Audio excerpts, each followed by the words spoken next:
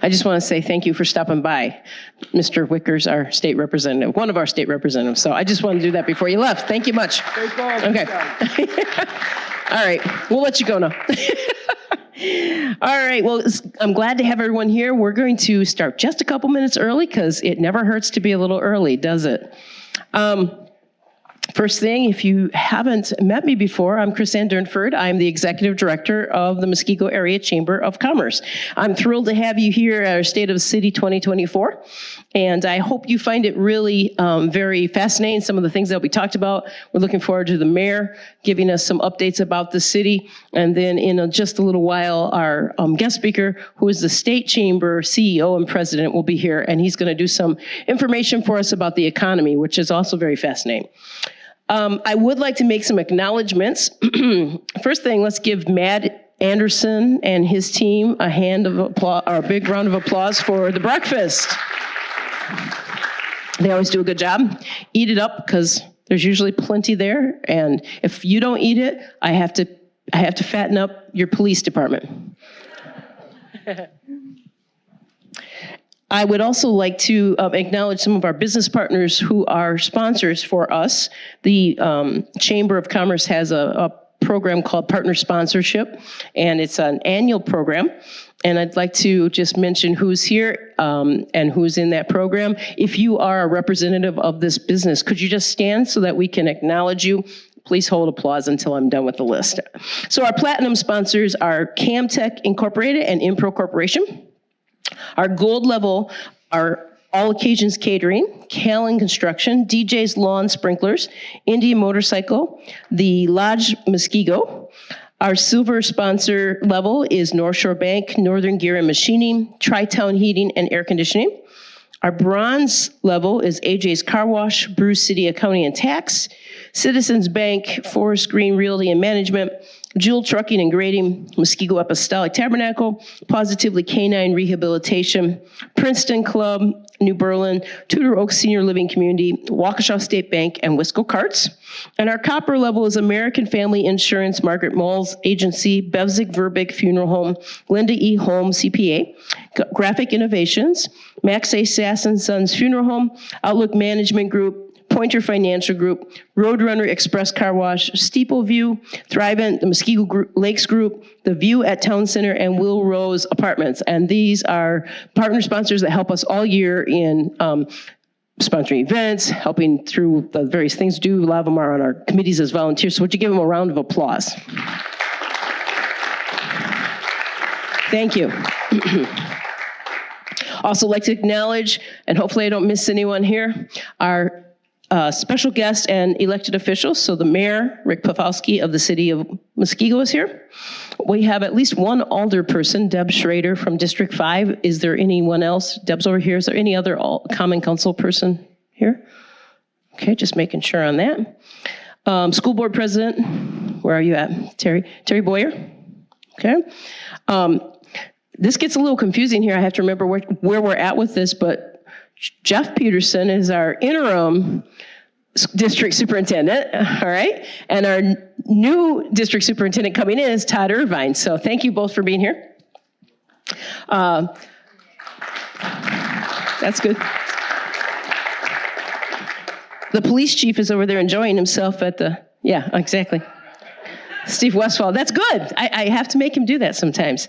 And we have several others. Lieutenant Rozeski is, I got glasses on over there. Got some of our others over here that just walked in. Thank you to all of our police officers and police staff. We appreciate them.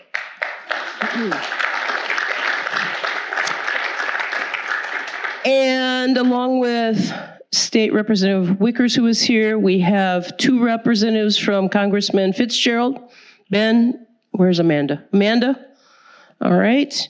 Is there any other elected? Shelley Grogan, our judge, is here. Am I missing anyone? If I am, please shout out because I don't want to miss acknowledging. All right. Thank you so much for coming. I appreciate that. The Chamber of Commerce, I always want to introduce who is helping us in the Chamber of Commerce. My job is made much easier by these wonderful people I'm going to mention. Our executive board is Board President Eric Huxtor from DJ's Lawn Sprinklers, right there.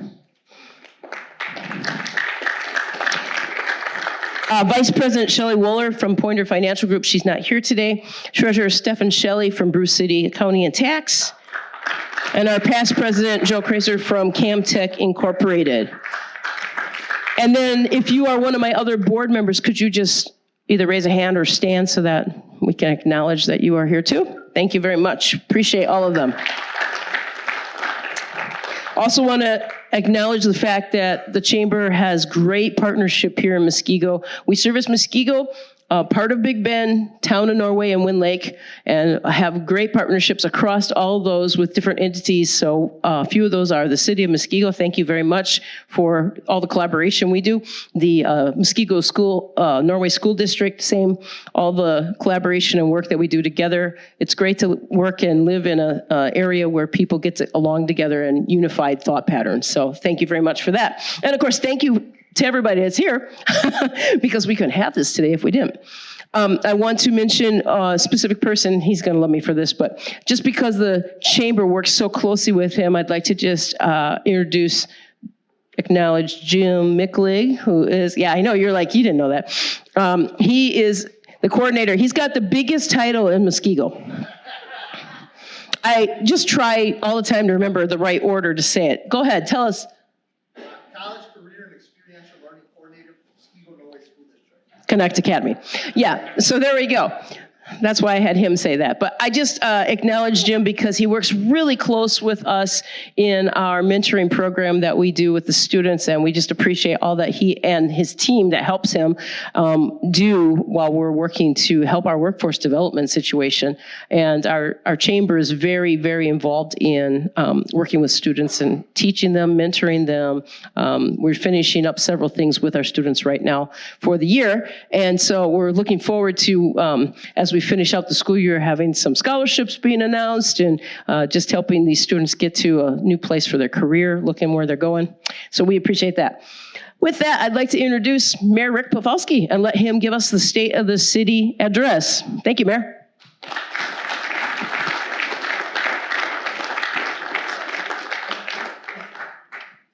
Good morning, everyone. I want to thank the Chamber, Chris Ann, and the Chamber Board for organizing this event. It's an annual event that we do, and it's a good way of getting information back out to the public about, essentially what's been going on for the last year in Muskego.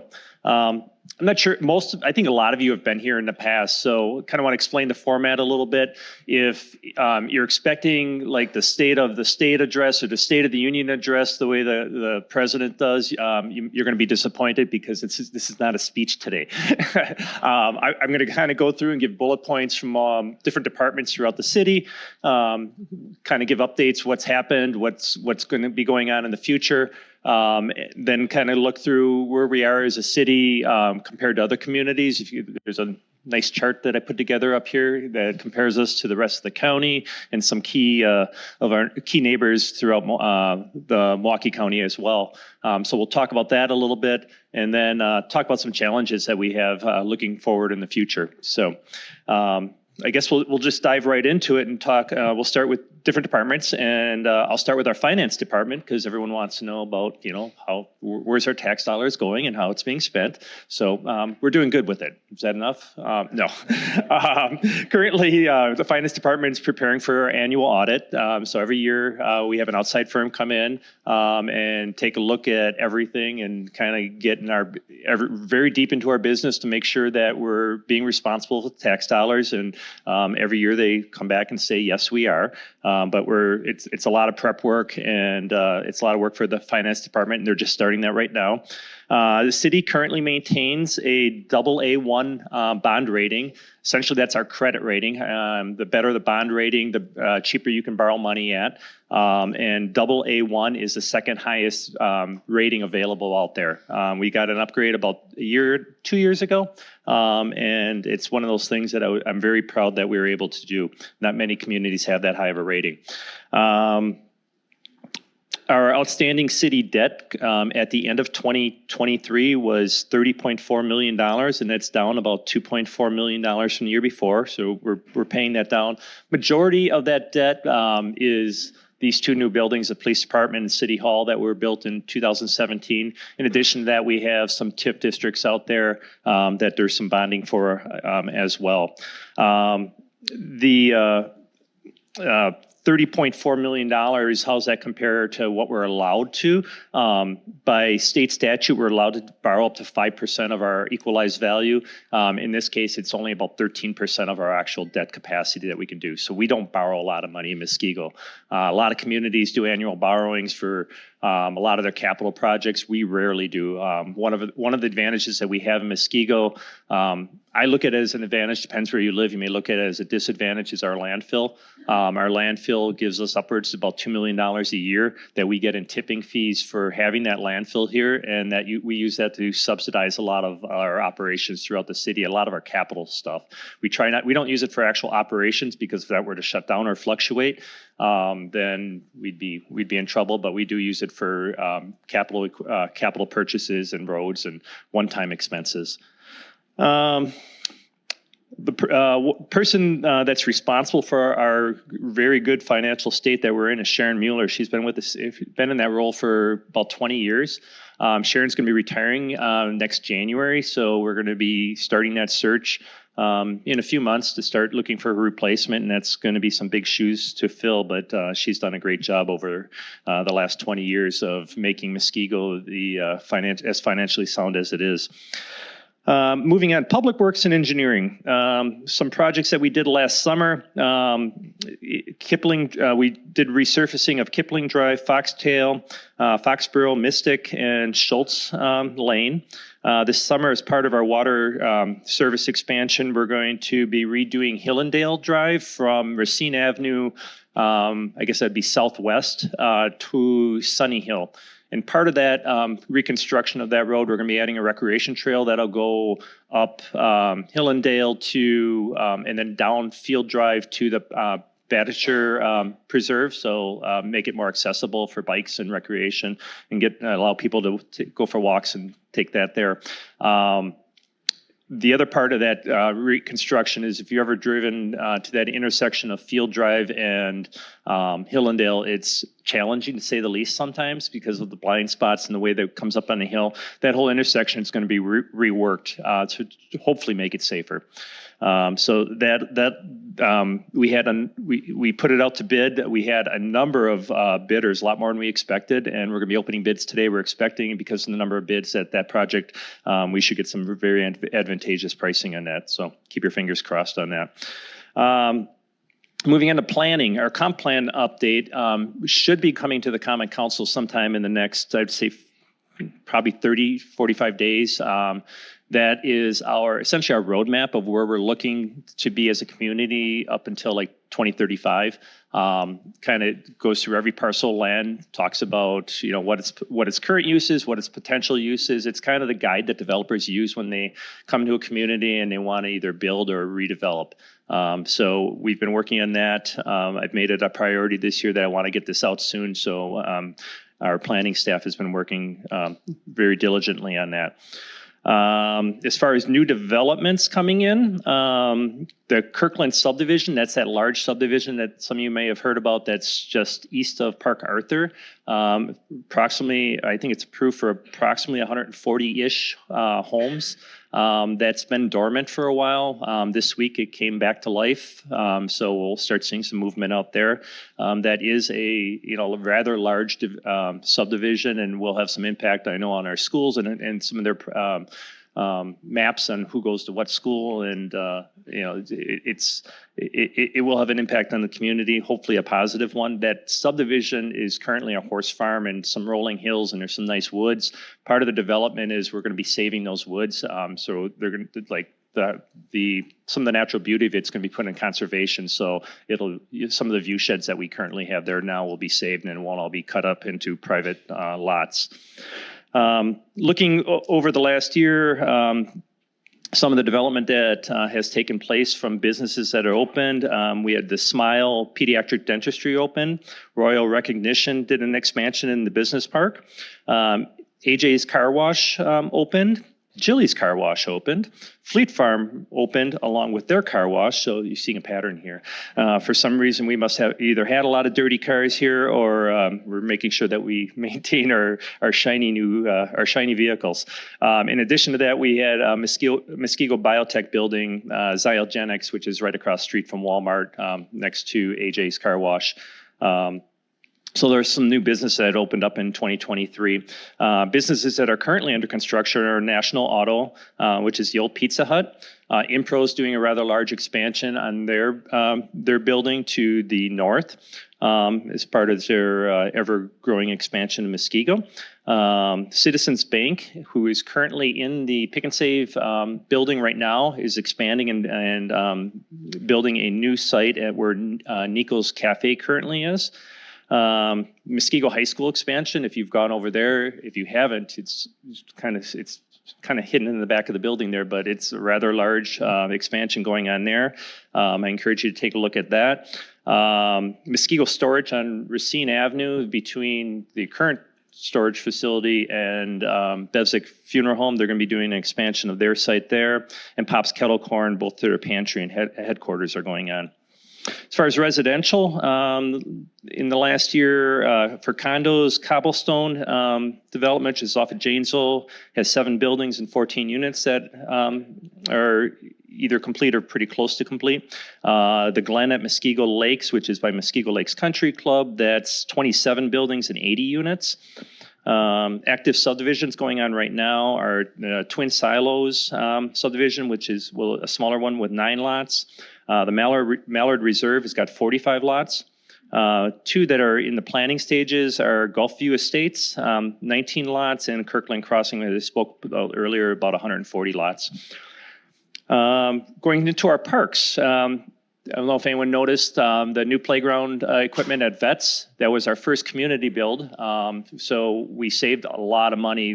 We bought the actual physical equipment or apparatuses, and then we put out word to the community of, hey, we're building this on such and such a date, and we had a great turnout. And people came in, and from even people outside of Muskego came. The former mayor of Franklin even came and helped and put together all the nuts and bolts and did everything but the real heavy lifting, and then the contractor came in and finished it up. But it saved us quite a bit of money, and it allowed us to put a much bigger playground set out there. That playground set is ADA accessible. It's got stuff for kids with special needs. It's got stuff for all kids. I think I was one of the first people to go down the slide on that. I didn't realize there was construction dust over everything, and I was wearing black pants, but it was fun. What else in the parks? Park Arthur.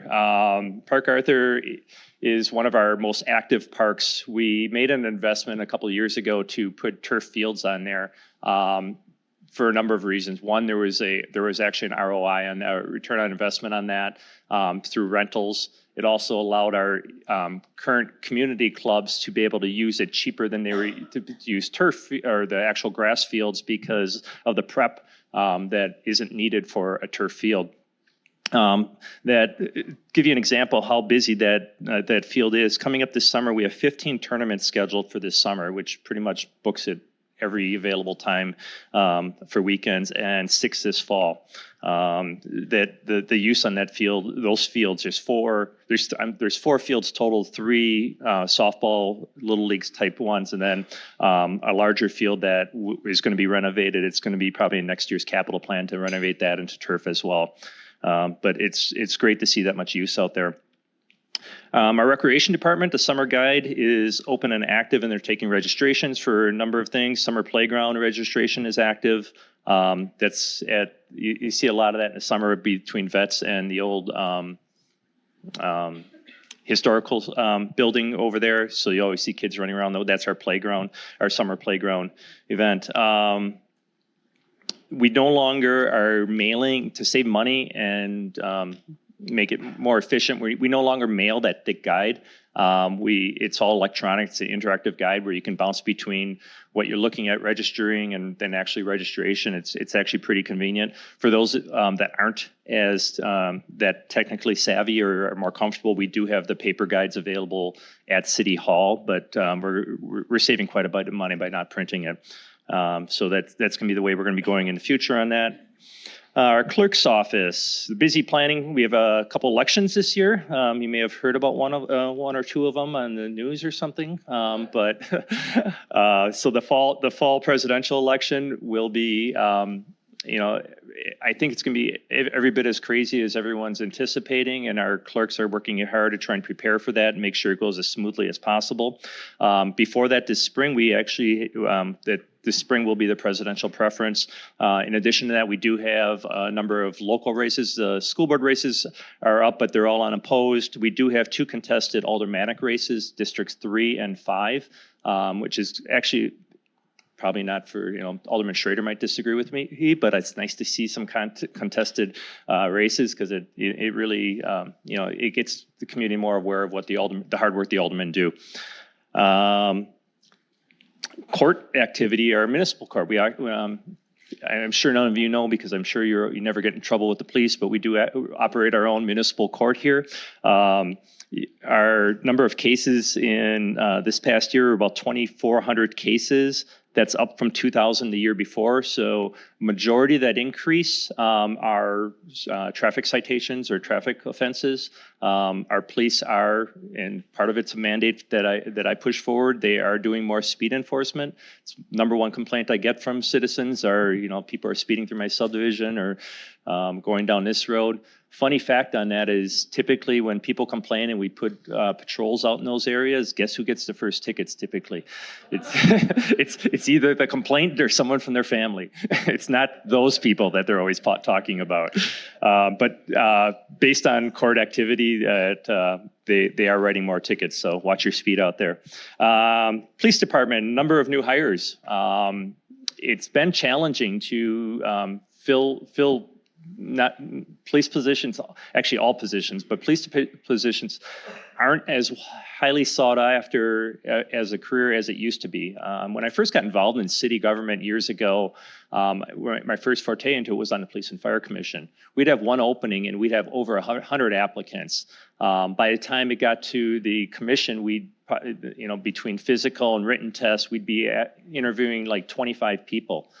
Now they get 6 to 10 applicants per position total. We've been very successful at recruiting either retirees from like Milwaukee because they can retire there fairly early. You retire at 49, 50, you still got a few years, 5 to 10 years that you still want to work. So we've gotten a couple of them coming over. We've recruited from other departments. We recently hired, she came from another department, but she was there for a short term. A young lady that grew up in Muskego, went to Muskego High School, went through, did an internship here, I believe, and now she's one of our officers. So that's always good to see too. Got a new canine dog. Mainly stationed at the high school. It's not your typical canine that we were used to, the German Shepherd. It looks, kind of intimidating. This is a little fluffy Labrador that's been trained for sniffing, for drugs and explosives, but also encouraged, I believe, to be pet and things like that. So it's a kind of a more of a softer setting because he is up at the high school. But that dog has just been put into service and still kind of going through training. But I'm sure you'll see a lot of that on social media. I talked about speed enforcement. We are testing we got a grant for a test of a flock camera or flock cameras. Essentially what those are cameras that are put into high traffic areas that can be used that if the police are looking for a suspect, it can pinpoint if that car has driven by that area and when it did. Little big brother-ish, but we're testing it to see how well it works. A number of communities have these in all over. We're testing it in front of a couple high traffic areas throughout the community. So it's just another tool for police to be able to find the bad guys when we need to and quickly. Library. They've got some new remodels going on there in the bathrooms and some different facilities there that they're upgrading. As employers, I'm not sure if many of you are aware, there are a number of training opportunities and resources at the library that can be checked out. A lot of them are different training tapes and programs. They have practice exams for a number of the trades, for like electrical and plumbing and welding, some of the written tests that have to be there. So if you or any of your employees are looking for resources like that, check out the library because they do have a lot of stuff that might help your businesses. Just some stats in the library. Last year they had about 130,000 visitors. 240,000 physical materials were checked out. 45,000 digital materials have been checked out. They offered 420 programs with 14,000 attendees and about 1,000 meeting room rentals. So, I'm guilty of not using that facility as much as I should, but, and I think a lot of us, look at the library as like, is that something that's really used? It really is. We do have a large investment in there. It's a large part of our budget, but it is used by a lot by the community. Some of you may have noticed this chart up here, and I'm not expecting anyone to be able to read it from their seat because there's a lot of data there and it's kind of small. But if you get a chance, come up and take a look at it after the meeting. I'm always curious, how do we compare to everyone else? What's our tax rate? How our equalized value. So I started plugging in this information one night and got yelled at because I got home late because I kind of dove into it quite a bit. But it's got, if you go through it, it's got how we compare to the other 29 or all the 29 communities in Waukesha County, and then I picked some in Milwaukee County as comparisons: City of Wautosa, Franklin, West Allis, Oak Creek, Greenfield, and Greendale. But it goes through and not only talks about like what our municipal tax rate is. Ours happens to be $3.81, which is relatively low, but that's hard to compare to like what the tax rate is in, say, New Berlin, because that's our assessed rate. And every community assesses at a different percentage. Like currently we're at, our assessments are approximately 78% of what the home's actual value is. Versus Menominee Falls is at 97%. So then I went through and I equalized it all. So like all things being equal, say you have a $400,000 home, what am I going to pay in taxes in New Berlin, Muskego? And so that's where you're at. If you look at this, look at the equalized rows I have, because that's kind of like everything that's equal. But just some quick stats on that. So how do we compare? Overall, most commercial manufacturing, how do we compare to other essentially commercial business? We know we're low on that one, but we're 10 out of 29 communities. We're the 10th highest, but from a percentage level, so that's actual dollar amounts. We have about $500 million worth of commercial tax base. But from a percentage of what our overall tax base, we're 17th out of 29. We only have roughly 11% of our tax base is commercial, meaning most of the balance of it is residential. Lowest equalized tax rate. So what's our community tax rate? Where do we come in on that? We're 9 out of 29. Lowest equalized municipal, the overall tax rate, we're 9th out of 29. The city tax rate part, we're 13 out of 29. Our school rate is 10 out of 29. So we're the 10th lowest, and these are all lower number is better. Overall highest equalized value, we're 5th in the county for the most equalized value. Most highest percentage of residential property, we're 5th for the actual equalized total value. And most percentage of most residential property as a percentage-wise, we're right in the middle. We're at 14 out of 29. Population, we're 5th out of 29, and income, we're 15th out of 29.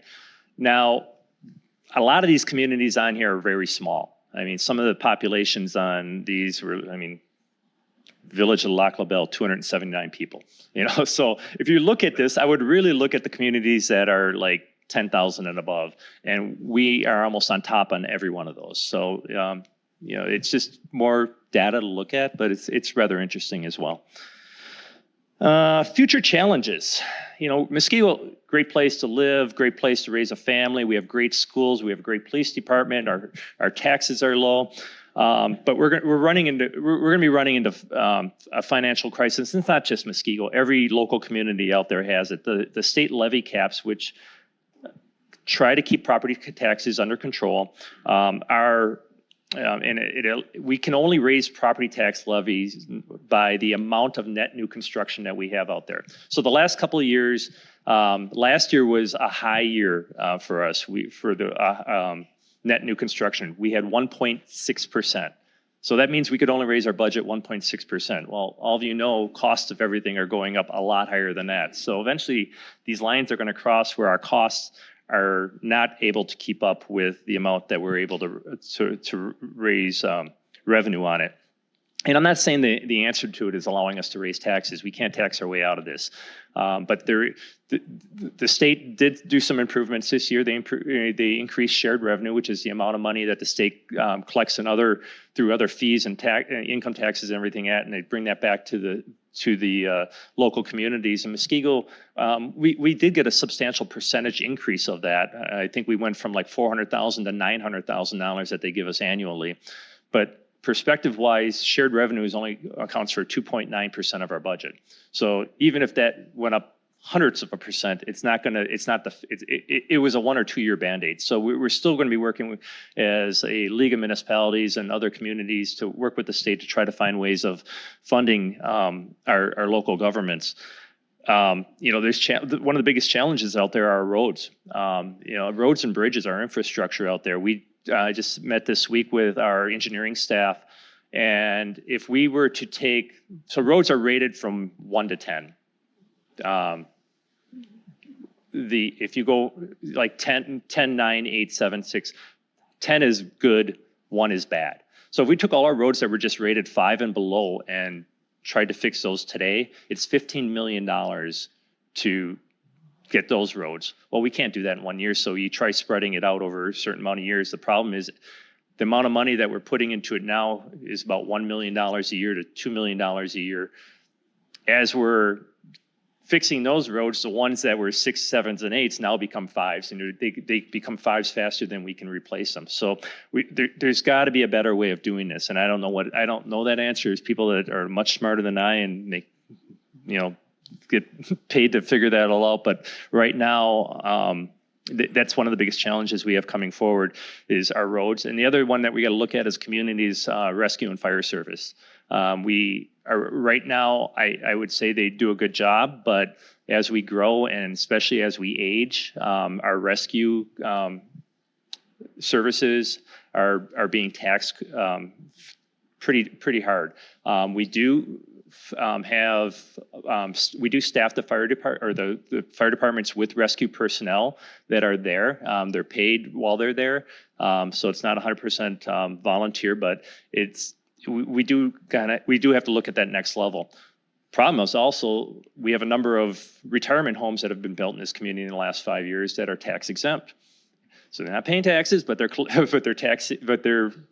stressing our infrastructure in there. So we'll be looking at some. It's going to be a community conversation that we'll be having in the next few years on how to get through that.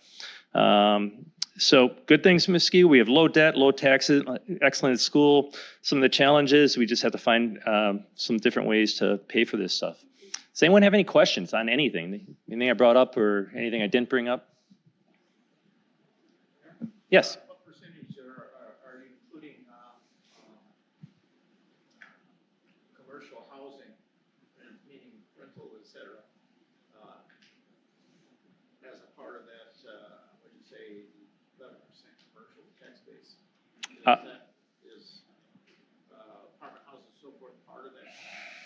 I would have to see. Quite honestly, I can't tell you the answer on that one. I went through what the state, how the state classifies it, and I'm not positive how they classify multifamily. And that I can break out. I just didn't. I combined it on here. So there is a breakdown of industrial. I just combined it for this purposes. But it was included in the. Yeah. Yes. Yes, Mike. What is the city doing, if anything, with AI? I've used it. I had to write an article a couple weeks ago that in full disclosure here, wasn't cheating. I had to write an article. I had gotten all the information, but I was running out of time, and I'm like, I don't have time to format this. So I took all that information that I had, all the data, and I dumped it into ChatGPT, and I'm like, write a 750 word article on this, and it took it and formatted it. So I've used it for things like that, but as far as anything formalized, nothing yet. It is an intriguing, the possibilities and the potential for misuse. It's something that's definitely got to be guarded on. Any other questions? Oh, come on, you got to have some. I wasn't that thorough. All right. Well, thank you very much. Were you scared to put on the slide? Well, I videoed it while I went down, and my fear was I was going to get stuck halfway down, but I guess I have enough weight to keep the momentum going. Thank you.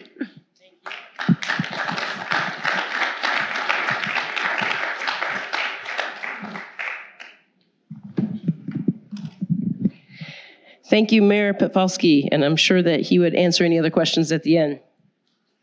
I real quick want to mention something that came up while he was talking.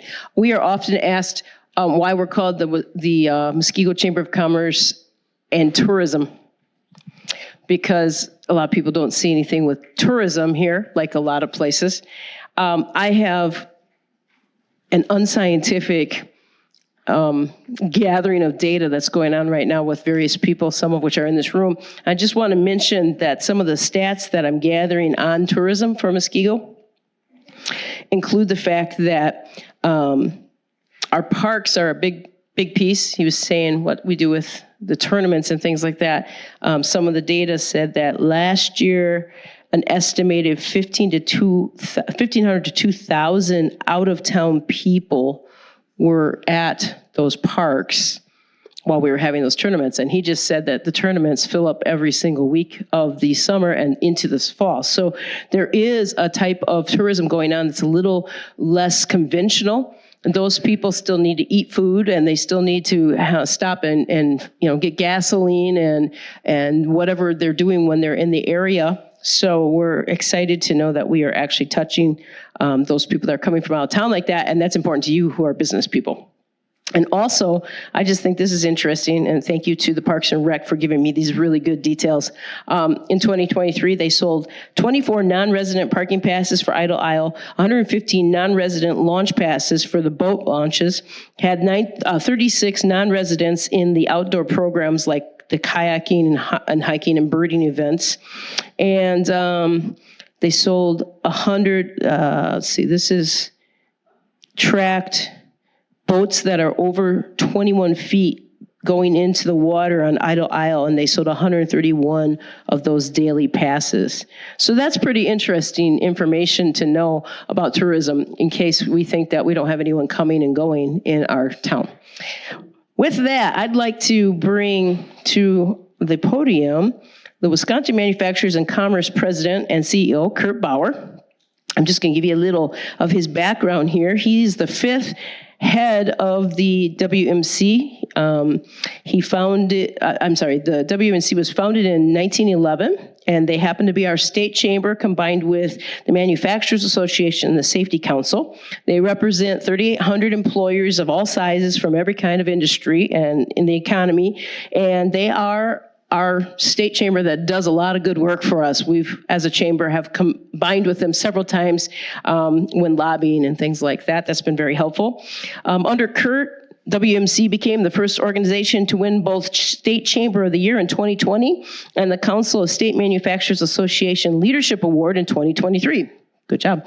And prior to being with WMC, he worked 18 years in the financial industry trade groups, served as CEO for both the Wisconsin and Arizona Bankers Association. He served on multiple state, regional, and national committees, councils, and boards. He's the past chair of the Council of State Manufacturers Associations, current treasurer of the National Association of State Chambers, and he is a Wisconsin native. Actually, we both grew up in the same town and didn't even know that. That was very interesting. We might have bumped into each other at some time.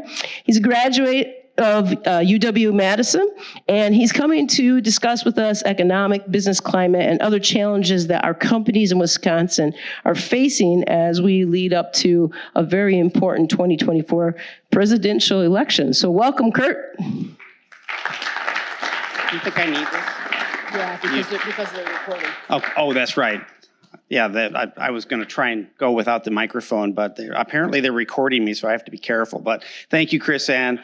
I appreciate the introduction, and I appreciate the partnership. Chris Ann is very highly regarded among her peers in the chamber community. I get a chance to work with all of the chambers around the state, in addition to being the state manufacturers, state chamber, and the state safety council. We're also the Wisconsin Chamber of Commerce Execs Group, which basically means we do professional development for all the local chambers. Chris Ann's a part of that group, and I can tell you that she's a leader among leaders, and this is a best-in-class chamber. So let's give her a round of applause.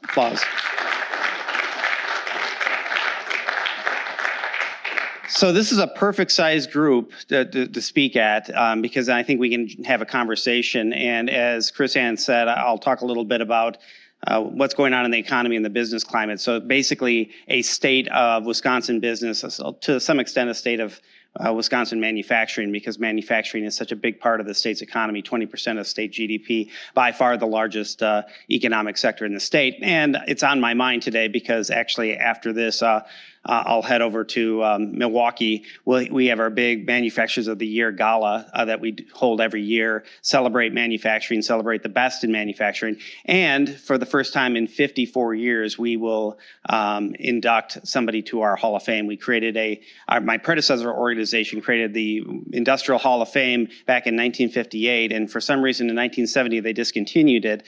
But it's a who's who of Wisconsin manufacturing legends. You think of the iconic Wisconsin brand, and you can think that they're in this Industrial Hall of Fame. So we're reconstituting it as the Wisconsin Manufacturing Hall of Fame and bringing in as the first modern inductee Ron Wanek, who is the founder of Ashley Furniture, which is the largest manufacturer of home furnishings in the world, based in Arcadia, Wisconsin. So he's well deserving of it, and we're proud to honor him. Just a little bit of a full disclosure. I'm not an economist, although I'm going to talk a lot about economic issues.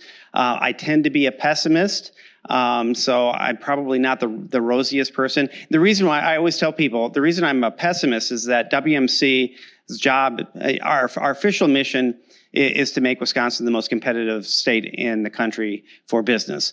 Our unofficial mission is to solve Wisconsin's problems. And of course, you can't do that unless you're perseverating about them. So I tend to focus an awful lot on what's going wrong as opposed to what's going right. I also come at it from the standpoint that WMC is a business advocate. We promote and defend free markets. So I'm coming at it from that perspective. I like to say we've got a building 4 blocks from the Capitol Square in Madison. If you drive down East Washington Avenue, you can see our sign, which I'm sure annoys a lot of folks as they're going to work every day. But I like to say that we are a bastion of free enterprise operating deep inside enemy territory. So I'll come at it from that perspective. The economic data is interesting. Chris Ann read my bio, and I was the head of the Wisconsin Bankers Association during the economic crisis, the Great Recession. And back then, as we were trying to come out of that when President Obama was in office, I called it a bipolar economy because you would get good news one day, bad news the next day, and you really couldn't get a beat on what the heck was happening. Are we recovering? Are we falling back? I feel that we're in a very similar situation today, and you can call it a bipolar economy, a seesaw economy, whatever you want. But we do tend to get good news one day, bad news the next day. And on the good side, I mean, the GDP growth has been pretty extraordinary, 3.3% in the last quarter. That's pretty strong GDP growth. So obviously that proves that we're not in a recession because of one, there are 6 criteria for a recession. The one that most people remember is 2 consecutive quarters of GDP decline. Well, that's certainly not the case. Consumer confidence is actually pretty strong, and the unemployment rate is also pretty strong. So it's 3.3% in Wisconsin. It's ticked up a little bit. We bottomed out at 2.8% about 2 years ago, but 3.3% is still pretty darn good. Most economists will tell you that full employment's 4%. So we're well above that. And nationally, we're at 3.8%. So even the national economy, we're below what the economists would say is full employment. And the question, of course, that we debate is that really economic or is that demographic? Meaning, of course, that we've got a demographic drought in much of the country, certainly in Wisconsin. I'll talk more about that. On the bad side of things, we've got inflation. It's been very stubborn. It did tick up a little bit. It had been slowing a little. It hadn't been waning. The Biden administration was trying to make it sound like it was going away. No, it was just growing a little slower than it had been. It's still significant.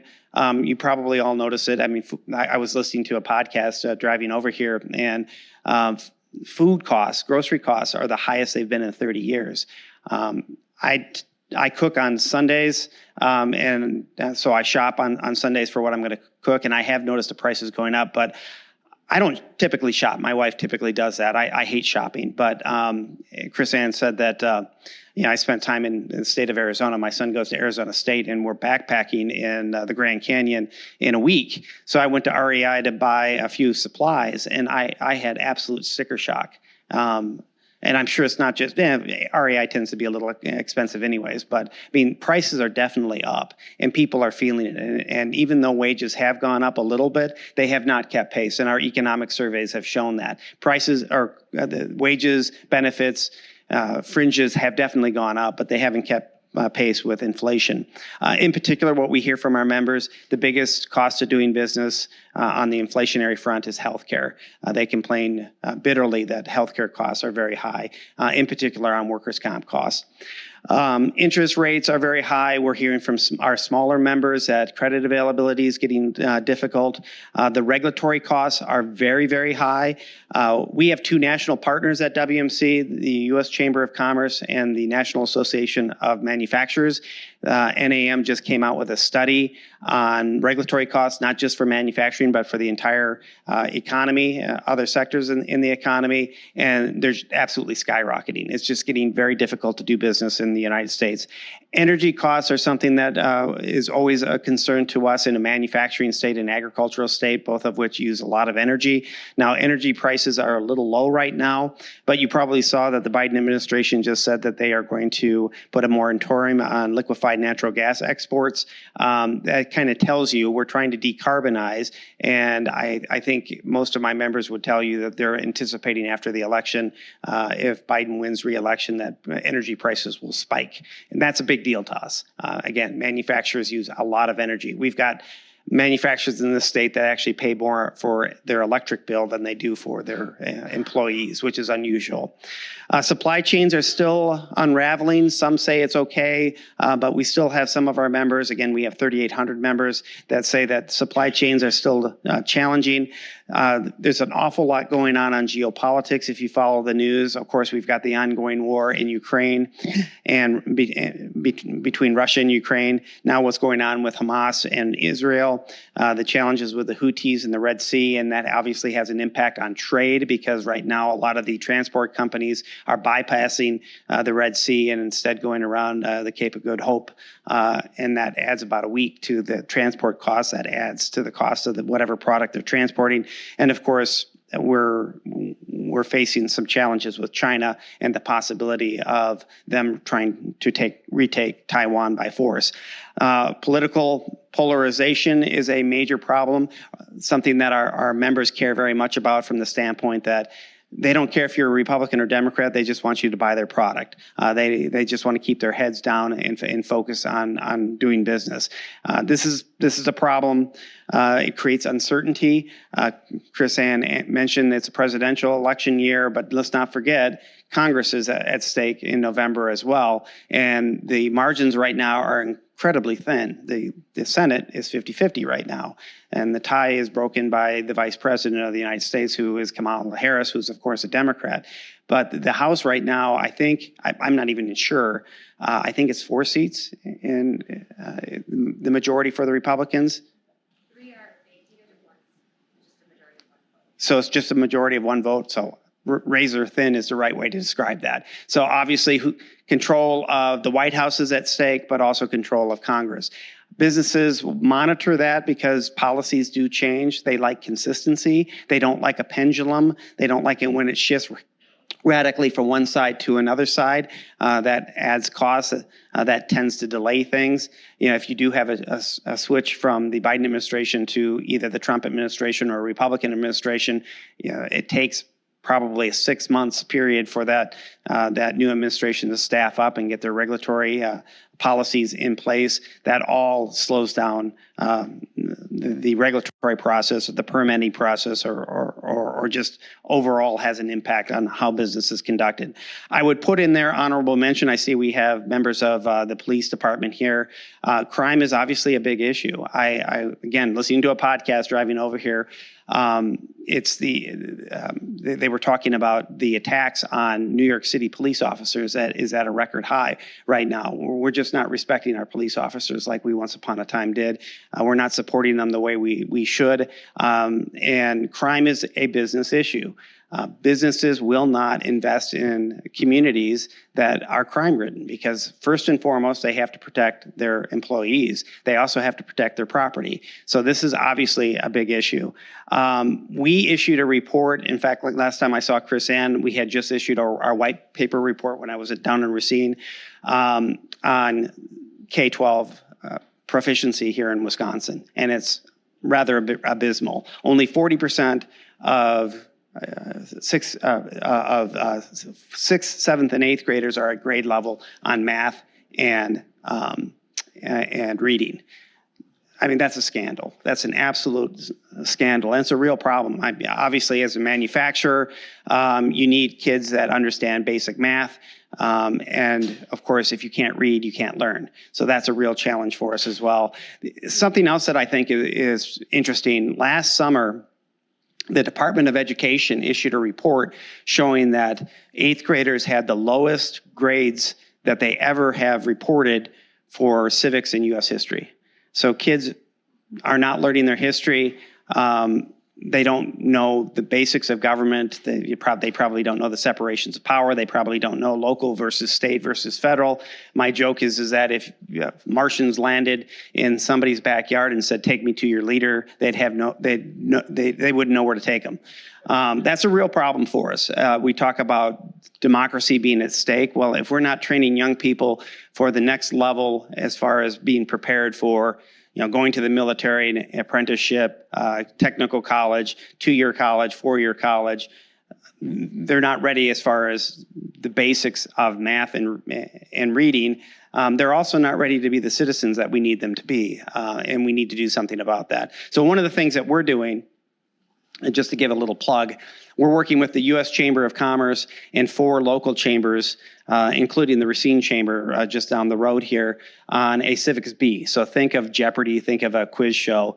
And what we're trying to do is encourage young people to up their game a little bit as it relates to civic education and U.S. history. So we'll be holding a statewide Civics Bee down in Madison on Flag Day, and then the winners of that will compete against kids from all around the country in Washington, D.C. So we're doing what we can to try and change that dynamic. So that's kind of a state of where we are right now on the economy. Let me talk a little bit about where we are on the manufacturing front. Again, manufacturing is the largest business sector in Wisconsin. Most people, if you caught them downtown and you asked them what the largest business sector was, they'd probably say agriculture because of what we put on our license plate and people wearing cheese heads on Packer Sundays. But the reality is that manufacturing is 20% of GDP. About 480,000 Wisconsinites work in manufacturing. And if we could find the people, we would probably be able to add about 40,000 more because we conservatively estimate at WMC that there are about 40,000 manufacturing jobs that are unfilled today, and that's only going to get worse based on that workforce issue. So the number one issue that we're seeing right now in manufacturing is workforce, and that's not just manufacturing. That is economy-wide. We hear it in healthcare, we hear it in teaching. I live in Dane County, which is actually one of the few parts of the state that's gaining population. We can't find bus drivers for K-12. It's a big challenge. My mother just went out to see her brother out in California, and she took the Van Gelder bus from Beloit down to O'Hare, and she told me the price. And I used to do that when I was in college. Now that's a long time ago, but typically that's a fairly cheap mode of transportation. And the price was very high. And the reason is that if you drive by one of those buses, they're advertising bus drivers on the back of the bus. They're forced to raise their wages in order to retain workers and attract new ones. It's a huge issue. From our perspective, we try to focus on retention, attraction, and reintegration. Or I heard somebody just recently put it this way: procreate, immigrate, and automate. But let's talk about those three here. On the retention side, we try very hard at WMC to make sure that every young person is exposed to the jobs that we have available so that they can make informed decisions about the career choices that they want to make and what type of education that they need if they want to go into those.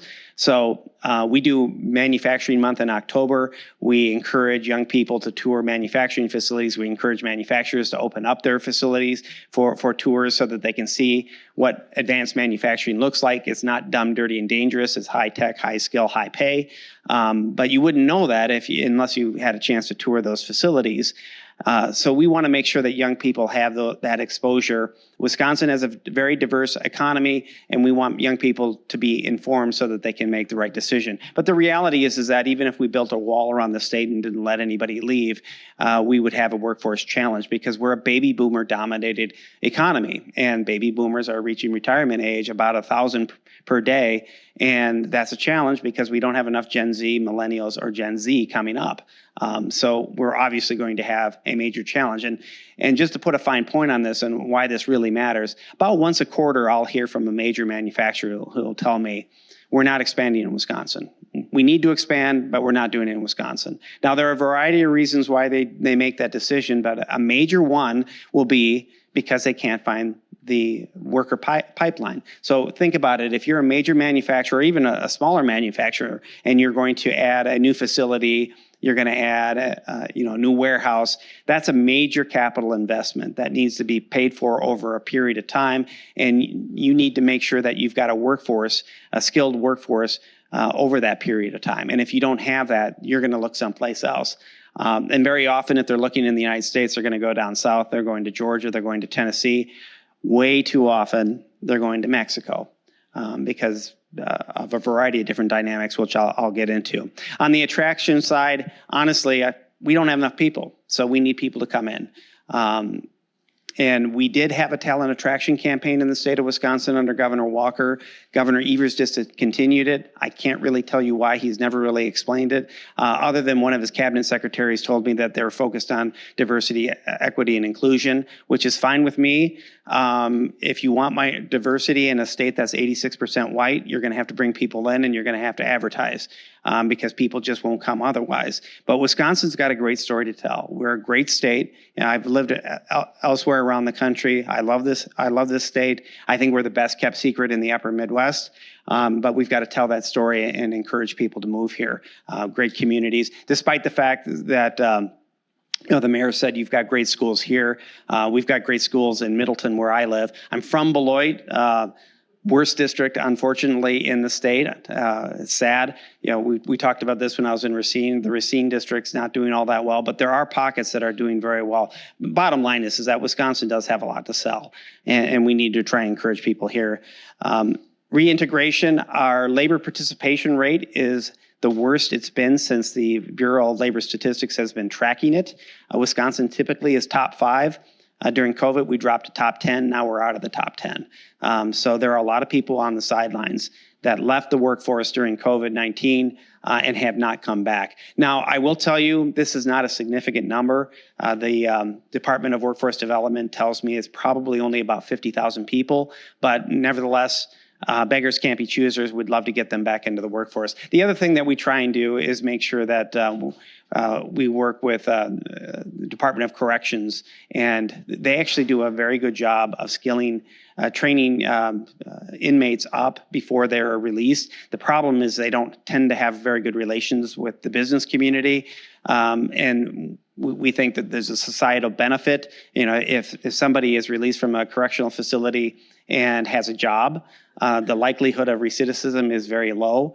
So we need to do a better job in that regard, and making sure that people have a pathway for a career. And there are opportunities. I mean, the reality is that if you've got an alarm clock and a work ethic, you can find a career option in the state of Wisconsin right now in this economy. I did mention automate, procreate, immigrate, and automate. We're seeing a lot on that, and the gentleman asked about AI. I'll finish up talking a little bit about what I'm seeing on AI in manufacturing. The other thing that we're seeing is reshoring. You're probably hearing a lot about this. There is a lot of reshoring taking place. There's a lot of concern about China. This happened actually before COVID. Businesses had just had enough with how China was stealing their IP. They were very high-handed in the games that they would play, that if you wanted access to the Chinese market, which of course is 1.4 billion people, our population with a 1 in front of it basically, you had to do tech transfers. And of course, your IP is proprietary information that gives you the competitive advantages. So businesses prior to COVID-19 were telling me that they were frustrated with China and were looking to go someplace else. So we're seeing a lot of movement away from China into Vietnam if you're staying in Asia, and you'd want to stay in Asia because it's one of the few continents that's actually growing population and also growing wealth. So that's a place that you want to be. If you are reshoring, you're probably going to Mexico, not the United States, for a variety of different reasons, workforce being just one of them. And that's a real frustration from my perspective. So I'm an advocate for the manufacturing sector. And I see a golden opportunity. So I'm old enough to remember the 1980s, the 1970s, when, of course, we didn't have energy resources. OPEC was eating our lunch, and people had to wait in line to get fuel. President Carter at the time told everybody to wear sweaters because you couldn't afford to heat your house. That's not the case here. We control our own destiny, and it's frustrating to me that we're not. So on workforce, energy, and taxes, we control our own destiny. So let me go through those. So workforce, he just said that workforce is a challenge in the United States right now, and it is, but we're the United States. Clearly what's happening on the southern border, people want to come here. The problem is we don't know who they are. We don't know what their skill level is. I'm not sure if the federal government's even tracking where they're going. I don't know where they're going.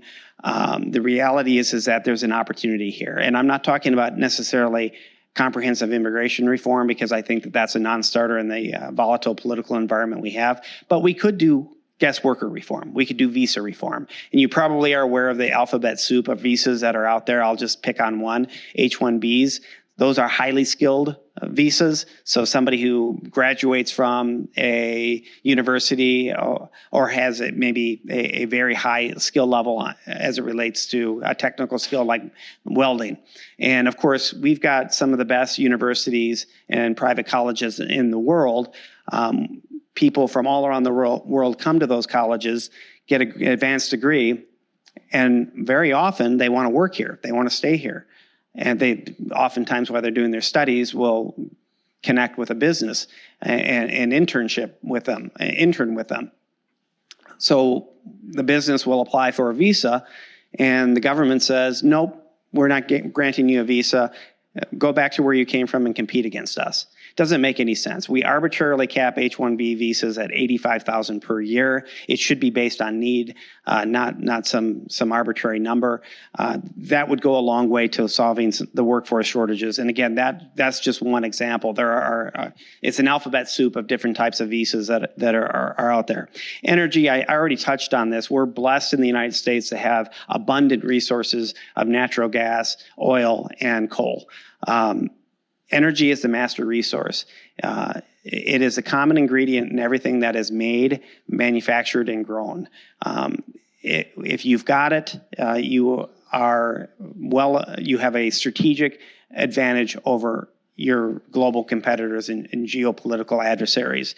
We have it. We're not using it the way we should. Now, we are pumping right now more than we had been, which I do appreciate very much. The question is, will we do that after November? And the reality is that we should do that.